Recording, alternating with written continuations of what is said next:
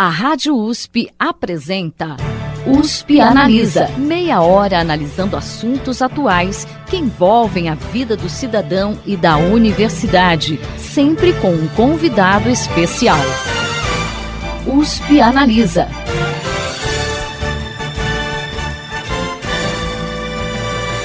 Em 2019 ficou marcado por um tratamento revolucionário desenvolvido na USP Ribeirão Preto, que envolve o uso de imunoterapia para barrar o avanço do câncer. Um paciente do Hospital das Clínicas de Ribeirão Preto, que era portador de um linfoma não Hodgkin avançado, recebeu um tratamento com células CAR-T, ou seja, células do sistema imune do próprio paciente que são geneticamente modificadas para identificar e destruir as células cancerosas. O resultado não poderia ser melhor. Cerca de 30 dias após o início do tratamento, os exames mostraram que os indícios da doença tinham desaparecido. Para falar sobre o processo de desenvolvimento dessa terapia e a importância desse feito para a ciência brasileira, o USP Analisa conversa com o médico hematologista Renato Cunha, que é pesquisador associado ao Centro de Terapia Celular e também coordenador do Serviço de Transplante de Medula Óssea e Terapia Celular do Hospital das Clínicas da Faculdade de Medicina de Ribeirão Preto da USP. Professor, seja bem-vindo ao USP Analisa. Muito obrigado, agradeço o convite e meus cumprimentos a você pelo convite e a todos os ouvintes. Professor, qual foi o contexto que deu início a essa pesquisa envolvendo o tratamento com as células CAR-T aqui no Brasil? Sim, o início desse projeto ele aconteceu há cerca de 4 anos atrás. O Centro de Terapia Celular, que é vinculado à Fundação Hemocentro de Ribeirão Preto, que é um departamento do Hospital das Clínicas, que está ligado à Universidade de São Paulo. Então, o Centro de Terapia Celular que iniciou esse projeto. Existe já uma tradição do Centro de Terapia Celular, o CTC, em terapias inovadoras de maneira geral, dentro de terapia gênica e tratamento de doenças oncológicas, cancerígenas ou câncer. Existe já fatores de sangue para problemas de descoagulação do sangue que já foram desenvolvidos aqui. E mais recentemente, uma modalidade de uso de células que a gente chama de célula mesenquimal, que trouxe para nós uma experiência em estar processando células em laboratório para uso em humanos. Então essa experiência, que ela tem mais de 10 anos, sedimentou as bases para que o CTC tivesse uma estrutura física e também de pessoas treinadas em processamento celular. Bom, a partir do momento em que surge a terapia celular com as células CAR-T, ou seja, a alteração gênica e genética dessas células para uso em tratamentos de câncer, o CTC se posicionou no sentido de viabilizar um projeto semelhante no Brasil. Então isso aconteceu há cerca de 4 anos, quando começaram pesquisas lideradas pelo professor Dimas Covas, em bancada e dentro de um cenário de laboratório, pesquisa básica, para o desenvolvimento dos primeiros vetores e dos primeiros experimentos animais. Há cerca de um ano e meio atrás, aí já eu tive um papel um pouco mais importante, voltando dos Estados Unidos, onde eu fiz o meu pós-doutorado nessa área. Nós pudemos levar isso em direção ao paciente, ou seja, fazer o que a gente chama de pesquisa translacional, quando a gente tira da bancada, o que é feito em um pequeno volume, que é próprio para o camundongo, e levamos para a clínica em um volume grande que tem o selo de qualidade que permita ser usado em humanos. Então essa última etapa aconteceu no último um ano e meio, e foi a partir de então que a gente conseguiu viabilizar o projeto, mas ele iniciou há cerca de 4 anos atrás. E quando a gente fala em desenvolver um tratamento, como esse, do ponto de vista científico, a gente sabe que não é um processo rápido. O senhor está falando aí de 4, 10 anos. Como que foi todo o processo de desenvolvimento desse tratamento? Você falou um pouquinho, mas dá uma detalhadinha para a gente. De uma forma mais didática, para que o ouvinte possa entender, nós podemos dividir isso em 3 etapas. A primeira etapa ela é bastante detalhada, digamos assim, minuciosa, porque ela acontece dentro do laboratório. Ela está 100% confinada na mão do pesquisador, que não tem nenhuma relação com o paciente, e naquele momento ele está estabelecendo as bases do que vai ser o tratamento no futuro. Então a gente trabalha dando números com cerca de 1 ml de cultura celular 2 ml, não mais do que 10 ml, fazendo pequenos experimentos e testando em animais para poder identificar que isso está no caminho correto do ponto de vista de qualidade e de efeito terapêutico. Uma vez que isso acontece e nós temos já os resultados mínimos alcançados, a gente passa para a segunda etapa. A segunda etapa é levar isso para um cenário clínico, que a gente chama de GMP. O GMP é boas práticas em manufatura, do termo em inglês, que é semelhante àquilo que a indústria farmacêutica tem. Para que você possa usar um medicamento, um remédio, você tem que ter uma certificação, você tem que seguir regras para isso, que nos Estados Unidos são estabelecidos pela FDA e que no Brasil são estabelecidos pela Anvisa. Então você faz o processo do laboratório agora dentro de um cenário, um ambiente que respeite as regras de GMP, as regras de uso em humanos. E ao mesmo tempo você aumenta o volume. Então aquele 1, 2, 10 ml ao qual eu me referi agora serão 200, 300, 400. Isso não é uma atividade simples, não é apenas tipo eu ter uma receita para uma pessoa ou uma receita para 10 pessoas. Não é apenas um aumento de escala pura e simples. Quando eu faço isso, eu altero o resultado, eu altero a performance da célula, então eu preciso revalidar todos os protocolos para que a gente consiga ter uma boa performance, digamos assim, da célula. Então essa é a segunda etapa, que é produzir em GMP e fazer em escala clínica. Uma vez que a gente consegue isso, o produto está pronto e precisa ser liberado para uso em humanos. Aí vem a terceira etapa, que é justamente preparar o cenário onde o paciente está, aí já é dentro do hospital, para que todos saibam o que fazer com o paciente após a infusão da célula. Então esse é o momento em que a gente tem que reunir uma equipe, não só de hematologistas, mas também de intensivistas, para que todos saibam os potenciais riscos que o paciente está exposto e, caso aconteça, saber identificar e tratar de forma correta. Então envolve um treinamento do corpo clínico nisso.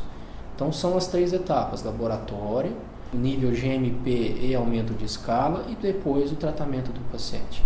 Respeitando essas 3 etapas e fazendo um bom planejamento, para quem quer começar a se aventurar nesse caminho, a chance de sucesso é bastante grande. E professor, o tratamento contra o câncer utilizando imunoterapia, ele já existe nos Estados Unidos, inclusive ele tem aprovação da FDA, né, Food and Drug Administration, que é um órgão equivalente à nossa Anvisa aqui do Brasil. No ano passado, inclusive, um pesquisador americano e um pesquisador japonês que estudavam essa técnica, eles receberam o Prêmio Nobel de Medicina. Quais as diferenças entre esse tratamento americano e o tratamento que vocês desenvolveram aqui no Brasil? Assim, existem algumas diferenças, né? É importante nós pontuarmos algumas definições. A imunoterapia é um termo bastante amplo, em que basicamente a gente quer usar o sistema de defesa do paciente para destruir os tumores. A gente sabe que se você usa uma quimioterapia, por exemplo, você vai destruir uma célula tumoral, uma célula do câncer. Mas o sistema de defesa que nos protege contra infecção, por exemplo, uma pneumonia, uma infecção de garganta, ele também é importante em reconhecer células do câncer e destruí-las. O que acontece é que esse sistema ele se torna disfuncional, ou seja, ele perde a capacidade de destruir tumores, de destruir células do câncer.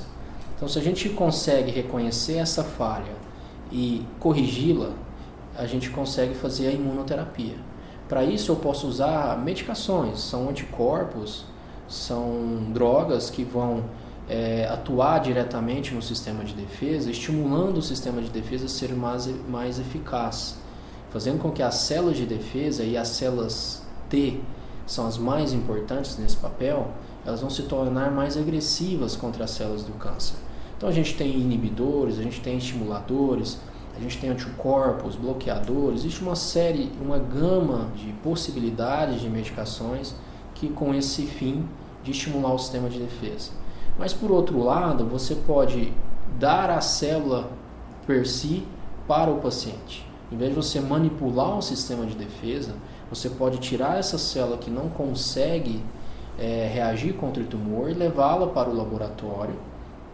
E lá no laboratório você a modifica. Isso é o que nós damos o nome de terapia celular. Então, terapia celular ela pode ser considerada como um braço da imunoterapia, né? Mas tem um outro campo da imunoterapia que é enorme, é vasto, é maior do que a terapia celular, que são as medicações que manipulam o sistema de defesa. Então, essa área é que rendeu o Nobel de Medicina para os pesquisadores em 2018. Já a terapia celular é aquilo que nós fizemos aqui em Ribeirão Preto, que é retirar a célula de defesa do paciente, no caso as células T, e levá-la para o laboratório, e lá no laboratório a gente faz a modificação necessária. Isso também existe nos Estados Unidos, aliás, eles são os pioneiros nisso. Nós temos já 2 medicações aprovadas pelo FDA, que na verdade eu estou dizendo medicação, mas são 2 tipos de células, né? São 2 laboratórios diferentes, cada um com a sua célula, para o mesmo fim, para a mesma aplicação do ponto de vista clínico, cujo valor varia entre 375 mil e 425 mil dólares a infusão, ou seja, um único tratamento custa em torno aí de 1,5 milhão, 2 milhões de reais, o que torna praticamente impossível da gente adquirir isso no Brasil. O que fez também com que nós nos sentíssemos estimulados em desenvolver a plataforma brasileira para que a gente pudesse ter um preço adequado para a nossa realidade. E essa pesquisa ela foi desenvolvida dentro do Centro de Terapia Celular. Você já falou um pouquinho sobre ele no começo. Explica melhor para a gente o que é esse centro e como que funciona o financiamento das pesquisas desenvolvidas por ele. O Centro de Terapia Celular está dentro da Fundação Hemocentro, né, como eu disse. A Fundação Hemocentro ela tem o seu papel de assistência em coleta de sangue e transfusões, não só em Ribeirão Preto, mas toda a rede. Nós somos mais de 10, na verdade 14 unidades vinculadas à Fundação Hemocentro de Ribeirão Preto, de uma região bastante ampla, em que nós temos doadores e pacientes que têm necessidade de transfusão. Então esse seria o braço assistencial da instituição, que é um departamento do Hospital das Clínicas, vinculado ao HC de Ribeirão Preto. Dentro da fundação a gente tem um braço científico que é o Centro de Terapia Celular. Então o Centro de Terapia Celular é onde se desenvolvem as novas terapias, não apenas câncer, mas, como eu disse, distúrbios de coagulação, tratamento de pacientes com anemia falciforme, outras hemoglobinopatias de maneira geral, enfim, doenças imunológicas como transplante de medula óssea, transplante de doenças imunológicas. Enfim, existe uma gama enorme de linhas de pesquisa e vários pesquisadores envolvidos nisso. O CTC recebe um financiamento bastante importante da FAPESP através do programa CEPID, que são centros de excelência da FAPESP, que tem uma flexibilização de fomento e aplicação do recurso da FAPESP em projetos de ponta, em projetos de inovação. Além disso, outras fontes também são importantes, né? CNPq, CAPES, nós temos através da CAPES o Instituto Nacional de Ciência e Tecnologia, que também faz parte aqui está junto conosco no CTC, né? E dentro do Hemocentro, financiamento do Ministério da Saúde, BNDES, FIP. Nós temos também financiamento do DECIT, do Ministério de Ciência e Tecnologia, nós recebemos dinheiro através do PRONON. Então existe uma gama bastante grande de financiamentos, mas com certeza o CEPID da FAPESP é o mais importante, mas os outros também são muito importantes dentro daquilo que a gente faz. Então o CTC é o braço científico da Fundação Hemocentro, que desenvolve pesquisa. E você citou tanto o programa CEPID quanto o programa INCTs do CNPq. Considerando a relevância de um tratamento como esse que vocês desenvolveram para a população brasileira, como que você definiria a importância desses programas para a ciência nacional e para o desenvolvimento do Brasil de uma forma geral? A ciência é, sem dúvida alguma, o desenvolvimento científico é o motor girante que vai trazer para nós as soluções para os nossos problemas. Então, investir em pesquisa é sinal de acreditar no futuro de uma nação. Isso é fundamental. É claro que nós precisamos melhorar bastante a nossa cultura de que a gente possa ter parcerias públicos-privadas que venham ajudar no financiamento da pesquisa. Mas de uma maneira geral, o financiamento público sem dúvida é muito importante. Nós trabalhamos essencialmente com esse tipo de financiamento, a não ser através do sistema Pronon, que vem financiamento privado, mas é via Ministério, né? Como dentro das regras do Pronon. Mas o financiamento público ele é fundamental. Pesquisa ele não é um trabalho com fins lucrativos. O lucro da pesquisa é aquilo que se reverte em benefício para a nossa sociedade. Então, ter centros de excelência com pessoas capacitadas e vinculadas e com colaborações com centros internacionais, para que nós possamos ter transferência de tecnologia e boa formação de pessoas, esse substrato financeiro público ele é muito importante. Ele é essencial para o desenvolvimento e o CTC de Ribeirão é um grande exemplo de dinheiro público bem aplicado, na minha opinião. É claro, como eu disse, são terapias, no caso das células CAR-T, ou tudo aquilo que está dentro do universo dessas células que podem ser genicamente modificadas. Isso são terapias muito caras. Então, eu acho que, em algum aspecto, nós estamos desenvolvendo tratamento para que possa chegar até o SUS. E que o paciente do SUS, do sistema público, possa ter um tratamento de ponta, acessível, de qualidade. Para isso, ter um produto bom, um preço acessível, é melhor para o nosso país e para o Ministério, que é quem vai ter que pagar por isso no futuro, né? Claro que, se nós tivermos a possibilidade, respeitando as salvaguardas que o SUS necessita, mas se nós pudermos fazer colaborações também público-privadas, eu não vejo nenhum problema, desde que seja bom para todo mundo. Seja bom para nós, seja bom para a empresa, seja bom para a nossa sociedade. Então, isso é uma questão de amadurecimento das relações, é algo novo a nível do cenário brasileiro, é bastante comum em outros países, né, que fazem pesquisa de ponta, mas é algo que a gente pode conversar, discutir e tentar viabilizar alguma coisa nesse sentido também.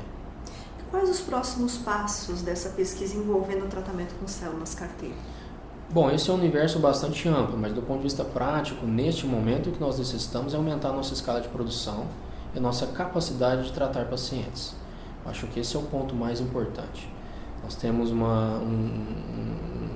parque de equipamentos e pessoas e estrutura física pequeno, que nos dá um número limitado de pacientes tratados diante daquilo que é o problema e a dimensão do número de pacientes que necessitariam serem tratados com essa terapia. Então, nós precisamos aumentar a capacidade de produção, adquirir equipamentos, contratar pessoas, aumentar a estrutura física. Então, requer um investimento nesse sentido. Isso seria o mais importante de imediato. O segundo passo é ter dados de tudo isso que nós estamos planejando e estamos fazendo, para que a gente possa pleitear a inclusão disso a nível do Sistema Único de Saúde. E claro, do outro lado, tão importante quanto e mais importante até, é o lado do paciente, que são os leitos, as enfermarias, é o aumento da estrutura hospitalar para que esses pacientes possam ser tratados. A gente não tem a pretensão de 100% do tratamento ser feito em Ribeirão Preto. A gente pode caminhar no sentido de ter parcerias e hospitais locais onde eles possam também receber o tratamento, porque no final o que importa é o paciente ser tratado, né? Isso é o objetivo principal. Então, em algum momento também a gente vai caminhar em parcerias clínicas seguras que possam oferecer a oportunidade daqueles que precisam receber o tratamento. E o paciente que se submeteu a esse tratamento com as células CAR-T era portador de um linfoma não Hodgkin avançado e já tinha, inclusive, passado por outros tratamentos sem sucesso. Qual que é o perfil do paciente que poderia ser tratado com essa terapia? E se há outros tipos, né, de câncer que poderiam ser tratados? É importante a pergunta porque, assim, as células CAR-T nesse momento não é a cura do câncer, né? O termo câncer ele é um termo muito genérico. A gente sabe, isso não é de agora, já é de algum tempo, que cada doença do câncer é um tipo de doença diferente. Então, câncer de estômago, câncer de pulmão, leucemias, linfomas, mielomas, são doenças com perfis muito diferentes e que nós precisamos conhecer melhor a cada uma delas. Então é possível que a gente venha curar pacientes com leucemia, isso não quer dizer que a gente também vai curar pacientes com câncer de estômago, câncer de intestino, ovário, próstata e por aí vai. Por uma questão conceitual, né? Quando a gente faz as células CAR-T, nós fazemos a coleta das células T ou linfócitos T em laboratório, na fezes, melhor dizendo, levamos para o laboratório e lá a gente faz uma modificação. Essa célula ela recebe um novo receptor, que agora então ela passa a se chamar células CAR-T. Para que serve esse receptor? Imagine, por exemplo, que os tumores tenham fechaduras. Essa é a forma da gente entender um pouco melhor. Essas fechaduras são conhecidas. No caso do nosso paciente, a fechadura dele chama CD19. Então o que nós fizemos é desenhar uma chave que reconhece a fechadura CD19. Então nós temos uma célula CAR-T anti-CD19. Quando essa célula volta para o sangue do paciente, ela vai circular e aonde tiver aquela fechadura, ela vai conectar e vai matar o tumor. Então todos os tumores, células do câncer que tiverem o CD19, a fechadura CD19, podem ser tratados com o que nós desenvolvemos, né? E então as leucemias e os linfomas CD19 positiva podem ser tratados com isso. Outros tumores não têm a fechadura do CD19. Então nós precisamos conhecer as fechaduras dos outros tumores. Se eu conseguir conhecer as fechaduras dos demais tumores, eu posso trocar a chave, fazer um novo receptor. E aí aquela célula CAR-T anti-CD19 vai se tornar um outro tipo de célula CAR-T. E ela pode ser aplicada para outro tipo de tumor. Então isso requer um desenvolvimento científico. Requer que a gente identifique boas fechaduras. O que nós não temos atualmente ainda. Isso não é só aqui em Ribeirão Preto, isso é no mundo todo. Então as células CAR-T elas surgem de forma muito eficaz para esse grupo de pacientes que são portadores de leucemias e linfomas CD19 positivo. E os demais, nós precisamos de evoluir nesse sentido. A partir do momento que nós tivermos novas fechaduras, é sim possível nós testarmos as células CAR-T e esperamos nós que venham ter resultados semelhantes aos que nós já temos com os pacientes de leucemias e linfomas. E quais os principais gargalos que vocês encontram, né, atualmente para disponibilizar essa terapia a um número maior de pacientes? Você citou um pouquinho de estrutura de pessoas, de estrutura de laboratórios, equipamentos, né? Eu queria que você detalhasse um pouquinho mais isso. Eu acho assim, a estrutura física, né, felizmente com a divulgação ampla na mídia, nós temos conseguido uma certa sensibilidade do meio político, né, principalmente. E existe a sinalização de que a gente possa ter apoio e auxílio nesse sentido. Esse é um gargalo importante, porque realmente neste momento nós precisamos de aporte financeiro para que isso seja viabilizado e seja construído. Mas o segundo gargalo, com toda certeza, é a formação de pessoas. É uma terapia muito nova, é algo em que nós temos que em toda a sua escala, toda a sua cadeia, colocar pessoas muito bem treinadas, que sabem o que estão fazendo, porque isso pode impactar na qualidade do produto e, por consequência, impactar no que vai ser oferecido ao paciente. Então, a formação de pessoas é muito importante e nós estamos trabalhando nesse sentido também. Não só a nível de laboratório, mas a nível de hospital, em ter condições de treinar mais pessoas para que elas possam nos auxiliar e ajudar nessa expansão da escala. Então esses são os dois grandes gargalos, além, claro, daquilo que eu disse que é a retaguarda clínica, do aumento de leitos e disponibilidade de leitos para que esses pacientes possam ser internados e tratados. E a gente pode falar, numa perspectiva de repente de médio a longo prazo, para esse tratamento chegar via SUS para as pessoas, ou isso ainda tem muito chão pelo caminho? Existe um caminho que não tem como a gente modificar, na verdade. Existem regras para que uma medicação seja aprovada no SUS. O primeiro é a gente caminhar dentro de um estudo clínico em que a gente possa ter um número X de pacientes tratados e aí assim tudo isso vai ser avaliado do ponto de vista de qualidade e efetividade. Uma vez que nós tivermos bons dados, aí você pede o registro no SUS. Isso é difícil dar datas e tempo, isso é muito variável, mas eu acredito que um período de 2 anos talvez seja o tempo necessário para que isso venha a ser definitivo pelo SUS, eventualmente 3 anos. Talvez a gente consiga ter já um grupo de dados robustos o bastante para que a gente possa oferecer ao SUS, à Anvisa no caso, e pedir a liberação do produto. Bom, nosso programa está chegando ao final. Nós conversamos hoje com o médico hematologista Renato Cunha, que é pesquisador associado ao Centro de Terapia Celular e também coordenador do Serviço de Transplante de Medula Óssea e Terapia Celular do Hospital das Clínicas da Faculdade de Medicina de Ribeirão Preto da USP. Professor, muito obrigada pela sua disponibilidade e por informar os nossos ouvintes, né, sobre a importância dessa pesquisa que vocês desenvolveram. Eu que agradeço o convite. Eu acho realmente importante que a gente possa esclarecer a toda a nossa população, ao grupo, ao ambiente acadêmico daquilo que nós estamos fazendo em Ribeirão. E é sempre um prazer estar conversando e explicando. Agradeço muito ao USP Analisa pelo convite. Nós que agradecemos, professor. O programa de hoje fica por aqui. Até a próxima semana. Você ouviu USP Analisa, um programa da Rádio USP Ribeirão em parceria com o IEA, Instituto de Estudos Avançados, Polo Ribeirão Preto. Produção do Serviço de Comunicação Social da USP e do IEA. Coordenação, Rosimeire Talamone. Apresentação, Thaís Cardoso.